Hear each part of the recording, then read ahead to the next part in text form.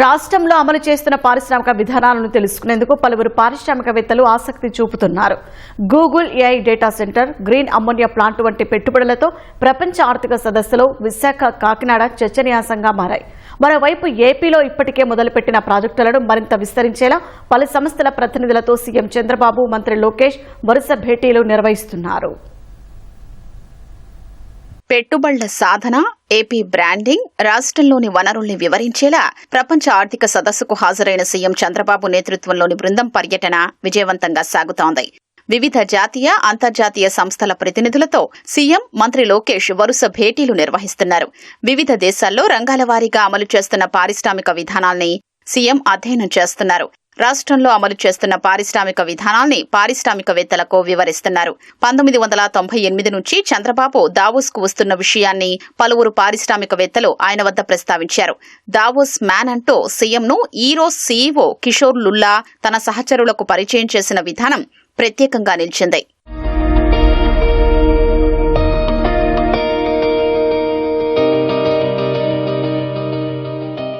గతేడాది దావోస్ పర్యటనతో ఏపీలో 2,36,000 కోట్ల పెట్టుబడులు సాకారమయ్యాయనే అంశంపై భారత్ నుంచి వచ్చిన వివిధ రాష్ట్రాలకు చెందిన ప్రతినిధుల మధ్య చర్చ జరిగింది.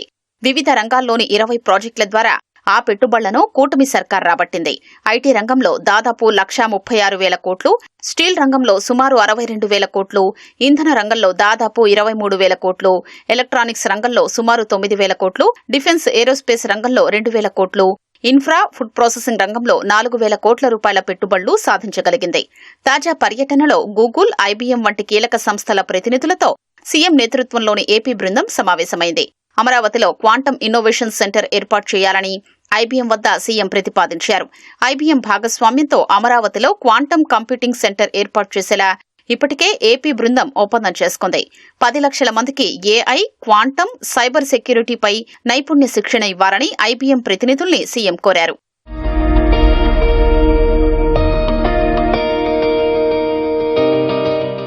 రాష్ట్రానికి పెట్టుబడుల సాధనలో మంత్రి లోకేష్ కీలకంగా వ్యవహరించారు. రాష్ట్రంలో $10 బిలియన్ పెట్టుబడులు పెట్టేలా ఆర్ఎంజెడ్ గ్రూప్ ప్రతినిధులతో లోకేష్ సంప్రదింపులు జరిపారు.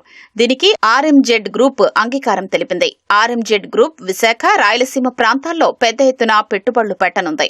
జీసీసీలు, hyperscale data centre, industrial, logistic ప్రాజెక్టుల్లో పెట్టుబడులు పెట్టేందుకు ముందుకొచ్చింది. ఏపీలో పర్యటించేందుకు, పరిశ్రమలు స్థాపించేందుకు మరికొన్ని అంతర్జాతీయ సంస్థలు ఆసక్తి చూపుతున్నాయి.